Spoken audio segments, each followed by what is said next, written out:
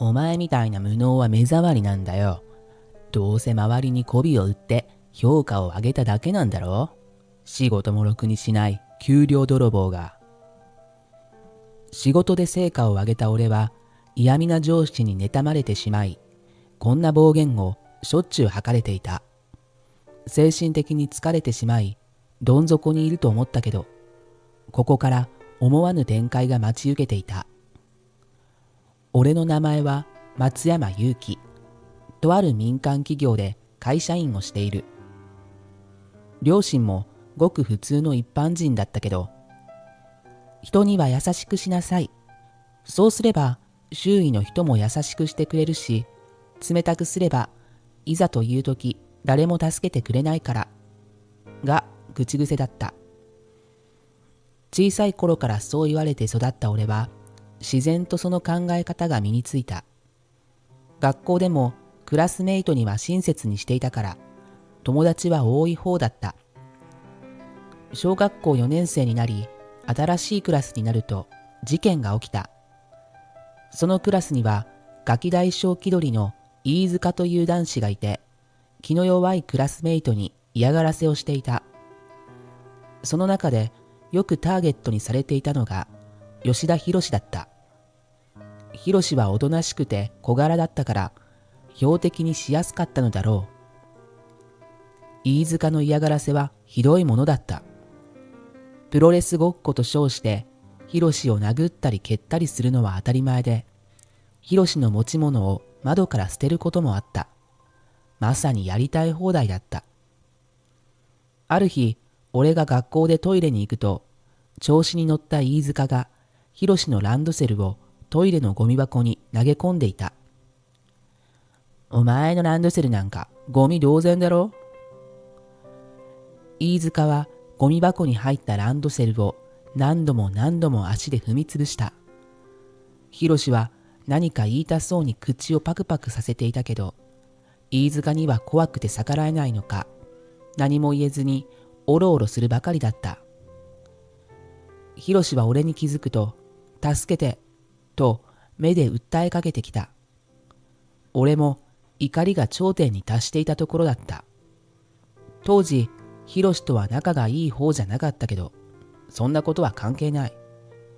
気がつくと、俺は飯塚の肩をガシッと掴んだ。おい、人のものを乱暴に扱うな。いくらなんでもやりすぎだろ。飯塚も負けじと俺を睨んできた。ああ、正義のヒーロー気取りかよ。うぜえな。俺はな、お前みたいなやつが大っ嫌いなんだよ。飯塚は俺の胸ぐらを掴んできた。息が苦しくなり、さすがにまずいと思ったけど、俺だってお前みたいなやつは大っ嫌いだ。最低だと思ってる。と言い返してやった。飯塚はますます怒って俺の腹を殴った。飯塚は力が強かったからかなり痛かったけど、俺は引かなかった。その時、トイレの外からバタバタと音がした。先生、こっちです。博の声がしたので何事かと思ってみると、博の横には先生がいた。しかも学年で一番怖いと言われている男の先生だった。博が呼んできてくれたのだ。人の胸ぐらを締め上げているところを見られ、ゴミ箱に捨てたランドセルを発見された飯塚は、言い訳もできず、先生にこっぴどく叱られた。担任の先生にもこの事件は伝えられ、飯塚をしっかり監視してくれるようになった。そのおかげか、飯塚はおとなしくなり、嫌がらせも減った。俺と博の距離もぐっと縮まり、親友と呼べる間柄になった。お互いに友達はいたけど、博はとりわけ気があった。博は飯塚に立ち向かってくれてありがとうと、断るごとにもお礼を言ってくれた。飯塚くんを止められるなんてすごいよ。勇気がいなかったら僕はずっと地獄だったよ。俺はちょっと照れくさかった。いや、でも先生が来なかったらあのままやられてたよ。先生を呼んできてくれた博がナイスだったんだよ。そう謙遜したけど、ヒロシは助けようとしてくれた気持ちが嬉しかったと言って、俺を尊敬してくれていた。高校は別々になり、一旦進路は分かれたけど、ずっと仲がいいままで、時折一緒に遊んでいた。俺は大学を卒業後、今の企業に就職した。将来的には、プロジェクトリーダーを務めるくらいの人材になってほしいと期待をかけられ、新人のうちから重要なプロジェクトに関わらせてもらえた。とは言っても、最初から大きな役割は任せてもらえず、雑用のような仕事をしながら先輩のやり方を学べと言われた。俺はどんなことでも手を抜くことなく丁寧にやった。同僚や上司にも礼儀正しく接し、積極的に仕事を手伝った。その姿勢が評価されたのか、プロジェクトにおいても重要な役割を任されることが多くなった。ついにはプロジェクトリーダーにも任命された。責任も重くて残業することもあったけど、周りの人たちの支えもあって成功に導くことができた。大変だった分、成功した時の喜びはひとしおだった。順調な社会人生活を送っていたけど、一つ問題が発生していた。それは上司の大城智康さんからの当たりが強くなったことだ。日に日に俺への態度が悪くなっていき、話しかけても無視されることさえあった。大城さんはまだ20代だけど、成績が良かったためにスピード出世をしているエリートだ。大学も名門大学を卒業していて、まさに勝ち組といった雰囲気をまとっていた。給料も高く、家賃の高いタワマンに住んでいる。一度部下のみんなを部屋に招いてくれたことがあったけど、本当に一人暮らしなのかと疑うくらい広い部屋だった。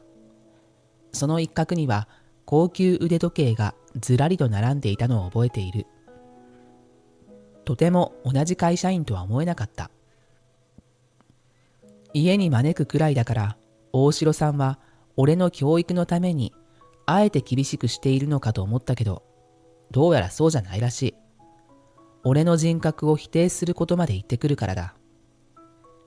お前みたいな無能は目障りなんだよ。どうせ周りに媚びを売って評価を上げただけなんだろ。仕事もろくにしない給料泥棒が。なんていうのはまだいい方で、お前は今に失敗するに決まってる。落ちぶれたお前を見るのが楽しみだよ。と言われたこともあった。どうして失敗すると思うのかと聞いても、まともな答えは返ってこない。ただの嫌がらせで言っただけみたいだ。大城さんは俺が入社した当初、ここまで風当たりは強くなかった。何か気に障ることをしてしまったのかと悩んでいたとき、30代の社員がこそっと理由を教えてくれた。大城さんは松山くんに抜かされてしまうかもしれないと焦ってるんだよ。大城さんも入社1年目から優秀だったけど、松山くんほどじゃないからね。大城さんはなんていうか、やたらと負けず嫌いで、誰かに負けることを極端に嫌がっている節があるから。そうだったんですか。でも、どうしてそんなに勝ち負けにこだわるんでしょう。なんでも、親御さんの影響らしいよ。競争に勝たないと意味がないって教えられてきたって、前に大城さんが言ってたから。大城さんが俺を目の敵にしている理由は分かったけど、俺は大城さんを蹴落としたいわけではない。むしろノウハウなどを教えてもらい、いろいろなことを学びたいと思っていた。一度その思いを伝えたこともあった。話せば分かってくれるんじゃないかと期待したけど、大城さんの反応は冷たいものだった。甘えたこと言ってんじゃねえよ。俺はお前と慣れ合う気なんてさらさらないからな。それだけ言い放つと、さっさとどこかへ行ってしまった。俺も大城さんの後ろ姿を見送りながら、この人と分かり合うのは無理なんじゃないか、とぼんやり思い始めていた。後で聞いた話だけど、大城さんはもともと嫌な人だった。酒の席で取引先のことを利益を上げるための道具と言い切ったこともあったそうだ。部下を家に招待したのも自分の暮らしぶりを自慢したいからだったみたいだ。次第に大城さんは俺がリーダーを務めるプロジェクトの邪魔をするようになった。データの整理を手伝うと言って何日もほったらかしにしたり、資料を作ると言って間違った情報を記載したりと問題行動を起こすようになった。その度に俺がフォローに回らなければならず、精神的にも疲れてしまった。イライラしたり不安になったりと心の休まる暇がない。プロジェクトだけでも忙しいのに、大城さんは大量の仕事を押し付けてくることもあった。俺ではなく他の人でもできる仕事なのに、わざわざ俺にやらせようとする。若いうちはこういう地味な仕事をやるのが大事なんだと言い張って、他の人に手伝ってもらおうとすると、そんなことも一人でできないのかよ。おい、他の奴らも手伝う必要はないからな。と圧をかけてくる。誰かに頼りにくくなったことで必然的に仕事量が増えてしまい、俺はかなり参っていた。大城さんよりも立場が上の上司たちにも相談したけど、大城さんが俺に嫌がらせをしたという決定的な証拠がなかったために、大城さんを処分することはできないと言われた。同僚たちも大城さんに怯えて証言はしてくれなかった。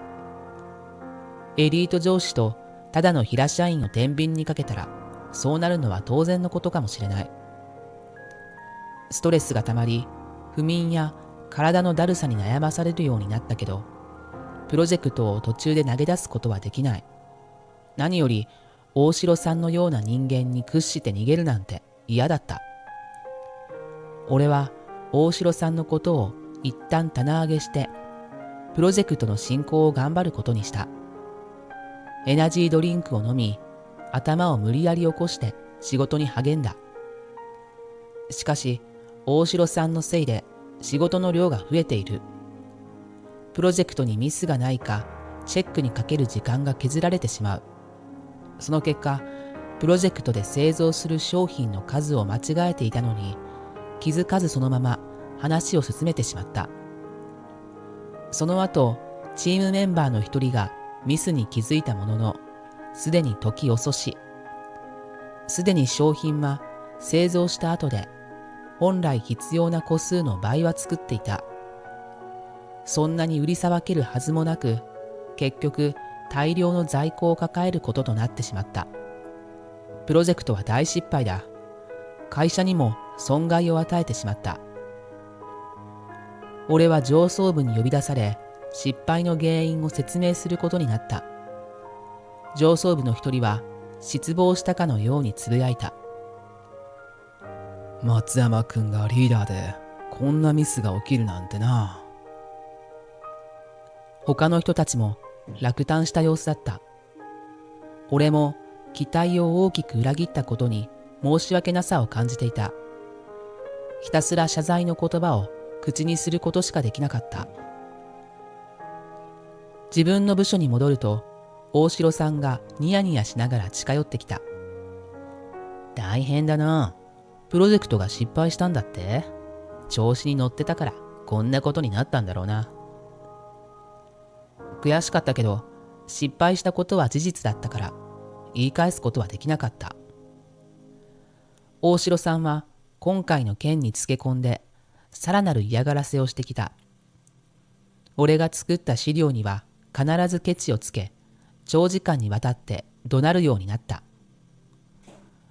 ある時、俺は大城さんから一つのプロジェクトを任された。それは会社から大して期待されていないプロジェクトで、予算も少なかった。大城さんが新入社員育成のために任されたものだ。どうしてそのプロジェクトを俺がやるんですか？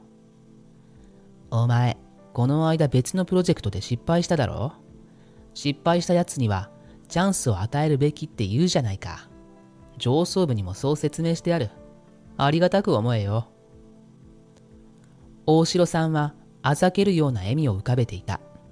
きっとめんどくさいから俺に押し付けただけだ。でもせっかく与えられた仕事だ。信頼を取り戻すためにはこういった小さなこともしっかりやることが大事だ。成功しても大城さんは評価しないだろうけど、上層部の印象は変わるかもしれない。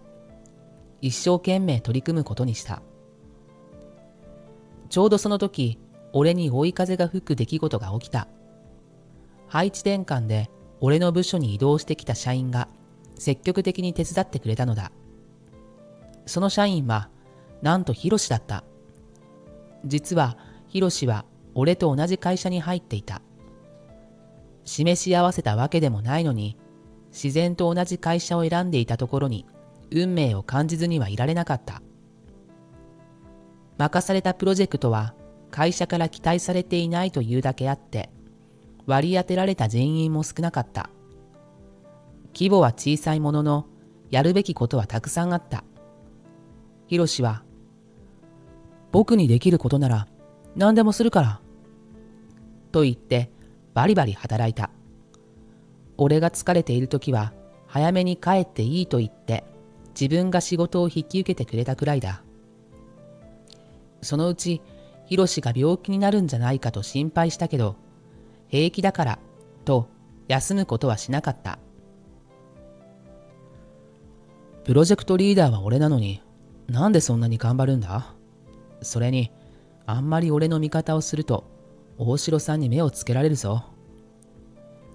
俺が忠告するとヒロシはにっこり笑った。昔助けてもらった恩を返したいからだよ。職場のみんなに聞いたけど、勇気は今大変なんだろ？協力するのは当然だよ。俺は胸が温かくなるのを感じた。親友の心遣いがとても嬉しかった。最近は大城さんに冷たくされてばかりで、人間関係に疲れているところだったから余計に心に染みた。ありがとう。一緒に頑張ろうな。涙がこぼれそうになるのをこらえながら、俺は再び作業を始めた。ヒロシの惜しみない協力のおかげでプロジェクトは順調に進んでいき、とりあえず一段落した。それから1年後、俺はいくつかの小さなプロジェクトで成功を収め、取引先の企業とも良好な関係を築いていた。ところが、肝心な問題はまだ解決していなかった。大城さんはまだ嫌がらせをしてきたのだ。時間が経てば飽きてやめてくれると期待したのに、全くやめてくれなかった。俺が調子を取り戻してきたのが気に食わないようだ。ある日、大城さんは用もないのに俺のところへやってきて、自慢話を始めた。この前、ボーナスが支給されたけど、お前はいくらだったんだよ。俺は300万だったぞ。なんせ、ちょっと前にやった大型プロジェクトが成功しちゃったからな。お前も悔しかったら、大型プロジェクトでも成功させてみろよ。あ、でも、一回失敗したお前には、もう無理かな。黙って聞いていたら、今までで一番と言っていいくらいいびってくる。さすがに腹が立ったので、俺は言い返すことにした。ボーナスの金額が高いのってそんなに偉いんですか？僕のボーナスは1000万円でしたけど。大城さんは少しの間呆然としていたけど、腕を組んで俺を見下ろした。何言ってんだ。どうせ苦し紛れの嘘だろ。俺はたまたま持っていた明細を突きつけた。嘘じゃありませんよ。事実です。去年、大城さんが僕に任せてくださったプロジェクト、覚えてますか？あれが今年に入って大ヒットしてるんですよ。インセンティブを設けていたので、会社にも莫大な利益が生まれて、プロジェクトリーダーだった僕もボーナスをもらいました。大城さんは今度こそ言葉を失っていた。自分が押し付けたプロジェクトのことなんてすっかり忘れていたに違いない。それ以来、大城さんは俺にやらせていた小さな仕事を自分でやると言い出し、俺が担当していた取引先も奪った。担当が急に変わったら取引先も混乱すると止めたけど、聞く耳を持たなかった。小さなことも自分でやるのが大事なんだ。俺は取引先との関係もしっかり築きたいんだよ。なんて柄にもないことを言い出した。もちろん改心したのではない。俺のように小さなプロジェクトや些細な仕事から成功したいだけだ。ところが1週間も経たないうちにいろいろな取引先から担当を俺に戻してくれという電話が入った。ある取引先はこう言った。正直なところ、大城さんってこっちを見下しているというか、バカにしている感じがあったんですよ。確かに仕事はできる人ですけど、松山さんの方が丁寧だし優秀だから松山さんに戻してほしいです。他の取引先にも訳を聞いたけど、みんな同じ理由だった。大城さんは取引先とうまく付き合っているつもりなんだろうけど、相手には全てお見通しだった。大城さんにそのことを話すと、たちまち怒り出した。その勢いで取引先に電話をかけ、担当は変わらないと伝えていた。ただ、取引先も難色を示したようで、大城さんは明らかに苛立ちをぶつけていた。とうとう、だから担当は俺だって言ってんだろ。黙って俺の言うことを聞け。と怒鳴ってしまった。当然、取引先は怒り、上層部にクレームを入れてきた。担当を松山君にしないなら、取引を中止するとまで言ったそうだ。上層部は大城さんを呼び出し、厳しく叱責した。それまで王様のように振る舞っていた大城さんへの風向きが変わった瞬間だった。俺はそのタイミングで今まで嫌がらせをされていたことを告発した。ヒロシが証人となってくれた上に、ボイスレコーダーに大城さんの暴言を録音しておいたから、証拠はバッチリだ。大城さんを告発した方がいいと提案したのはヒロシだった。大城さんの言動はひどすぎる。しかるべき対処をした方がいい。何かあったら僕が勇気の味方になるから。と背中を押してくれた。証拠があったので、さすがに上層部も取り合ってくれた。取引先を激怒させた件も合わせて、大城さんはクビになった。俺がプロジェクトで失敗したのも、間接的には大城さんのせいということになった。ずっと辛い思いをさせてすまなかった。これから思う存分実力を発揮してくれ。上層部からはそう言われ、本当にのびのびと仕事ができるようになった。大城さんがいなくなったので、代わりに俺が出世できた。今までの実績をきちんと評価してもらえた証だ。決裁権を与えられ、重要な決断は俺がするようになった。すると取引先から一気に仕事が舞い込んできた。信頼している松山君とぜひとも仕事がしたいとありがたいことを言ってもらえた。そのおかげで業績はさらに伸び、さらに出世することができた。ヒロシも俺の右腕として活躍している。細かい仕事もきっちりやってくれるので本当に助かっている。ヒロシが来てから俺の負担は格段に軽くなった。一方の大城さんは再就職しようとしているものの、条件がわがまますぎてどこの企業にも相手をしてもらえないそうだ。しかも横柄な態度をとっていたことが取引先を通じて知れ渡っているから、この業界に再就職するのは厳しいかもしれない。さらに家賃の高いタワマンで贅沢な暮らしをしていたからか、貯金もなくお金にも困っていると聞いた。今どこで生活しているのか詳しいことは知らないけど、ボロいアパートで一人寂しく暮らしていると噂で聞いた。職場のみんなもこのことは知っているけど、誰も大城さんを助けてあげようとは言わなかった。両親から教えられた。人には優しくしなさい。そうすれば周囲の人も優しくしてくれるし、冷たくすればいざという時誰も助けてくれないから。という言葉は本当だった。俺の周りにはヒロシをはじめ助けてくれる人がたくさんいる。これからも人への優しさと感謝を忘れずに頑張ろうと心に決めている。